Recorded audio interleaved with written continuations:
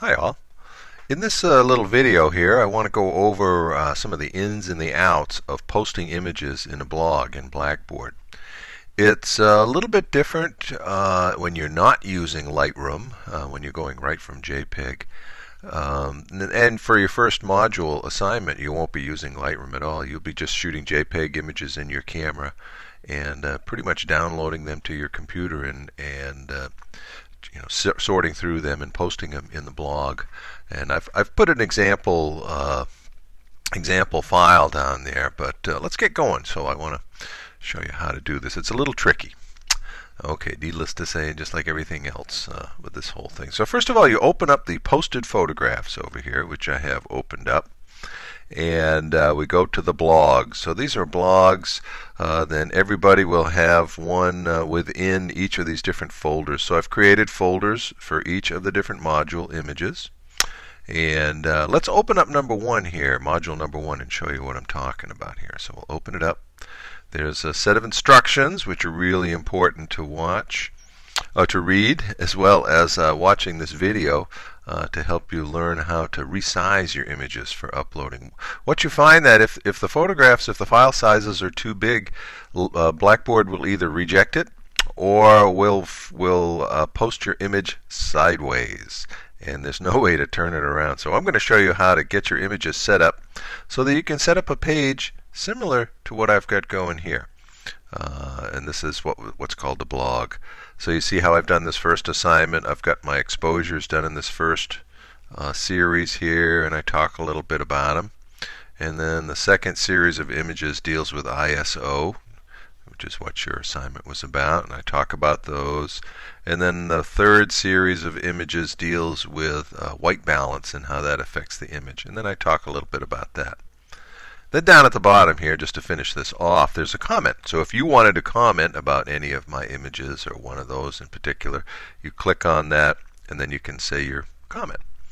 And so be it. So that's in another how-to kind of thing. That's part of your instructions up here in the top.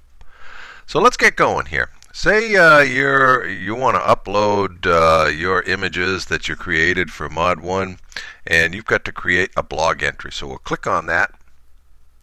And we'll call it Jere's Mod 1 Images. Okay, we'll create the blog there. So we've got a name for it down here. So we know that this first module, it calls for producing 3 sets of images. So and the way you work within this, you can type right in here, and so here are the images, and so forth. And I can skip to, and then I can paste an image right there. And I can also type underneath the image too if I want to. So this is very good when you want to introduce the image. These have to do with ISO, and then you put all of your images across here, and then under the images you can type in what ISOs they were. So you can keep tabs of them that way. A little bit tricky getting your images ready to go. So, and here's what you run into. So let's say I've got an image right here. Now I go up here. If I had a file that I wanted to insert there, I could do it here. But I want to insert an image. So I'll click on that. And I've got to browse my computer to find that image. And what I'm going to do is work from a collection of photographs that I did for your third module on lighting. And I just want to show you some of the pitfalls that you run into here. Now I've kind of played around with the first 3, so I'm going to go with this 4th image here just to show you, and I'll choose that. That's the one that I'm going to upload. So I can look over and I can see that my modem, the lights are flashing like crazy, and it's taken a while to upload this thing. Now this is a vertical image, and what the heck's going on? It's showing up horizontal over here on the screen. Well, let's insert it and see what happens. So I'm going to insert it, click on Insert, click on OK, and look at that. Holy smokes. This is the smallest JPEG file I could make in my camera, and it's still huge compared to what you need to put into Blackboard. So if I wanted to make this gigantic file smaller, I'd have to first of all click on it to highlight it, and then go down to a corner. Make sure you start with a corner, and I would just start dragging, and I would drag, and I would start dragging, and you can see how big this image is. Oy, oy, oy. So to get it within a size that I can deal with it within a blog page. So here we go. And if I wanted to do an image after that, similar scenario. You've got to click on the image to highlight it, find the corner, and you can either resize it like so. It's very important that you go with a corner rather than a side, because I will reshape the image if I drag one of the sides. I'll make it squatter or fatter or whatever. So you always want to stay with a corner. That keeps it within proper scale, or what the proper term is aspect ratio, the height to width.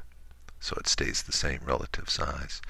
Now, I still haven't solved that problem of trying to get a vertical image, and believe it or not, I cannot do that, given the situation that we have here in Blackboard. When you import, there's no way I can twist that image around. It won't let me do it, or I don't know enough about Blackboard images to do that. So what I'm going to do is prepare the image before I even put it into Blackboard. So I'm going to delete that. And just for now, I'm going to put this window away. I'm going to open up my lighting examples, the folder that has all of those in there. And I'm going to click on that image that we just had open. Double click to open it. And there it is, opened within the JPEG view right on my desktop. Now if I go to Tools in JPEG view and I see this right here, it says Adjust Size. Here's my problem. The problem is, even though the resolution is fairly lightweight, the image is huge. 38 inches tall. Come on now. So let's do this. Let's make it a little bit more within the realm of usability within Lightroom. I'm going to make it like 4 inches tall. Okay. Matter of fact, I would recommend not going more, for a vertical, not going more than 8 inches. And just let the width do what it does. You can see it kind of rescales. Now I'm going to click on OK, and the image is going to shrink down. Whoa, tiny right there. Now watch what happens. That's the fourth one down on the list, just to remind me where that is. I'll put that away. Now let's open that Blackboard again, and let's we're gonna reinsert that. So I'm gonna browse my computer. Probably go right back. It was the fourth one down. 1, 2, 3, fourth. So there it is right there. Look at it, it's only 20 kilobytes now. Holy smokes, that's a lot smaller. So I'm going to choose that. Boom, it's there. Insert that. Okay, there it is right there, aligned properly. So if I wanted to make it bigger or smaller, I can do that. Now, if you make the image too small when you import it, if you're trying to enlarge it, you might run into trouble in terms of it falling apart quality-wise.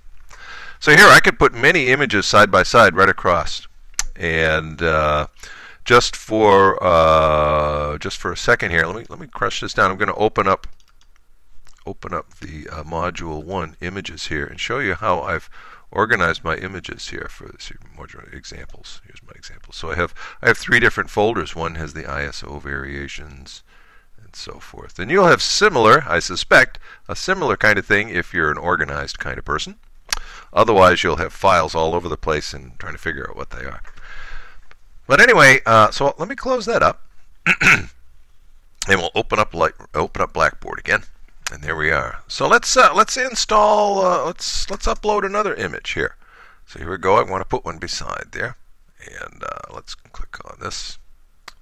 Browse my computer again. Now I'm going to take one of these ones that I have already resized here.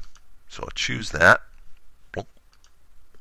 Put it right in there, and there we go.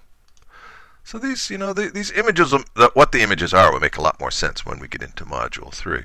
But just to show you how you can resize these, there's a tremendous amount you can do. Cool, huh? All right, so I'm over here, and say I want to write about these images here.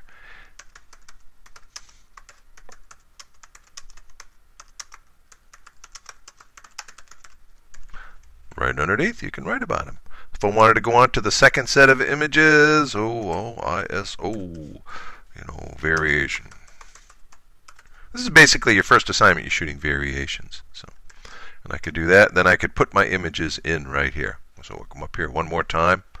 So I've got it down here. Let's go up, click on the import the image. You have to do it this way, otherwise they just won't import properly. Now here's a big image here. So this one's a little bit larger. So I say, oh my goodness, we'll choose that one. Oh, it's okay, not too large. It's kind of fun where I sit. I can watch the lights flash on my modem, so I can tell how big the files are that I'm trying to upload here. The longer they flash, the bigger the files.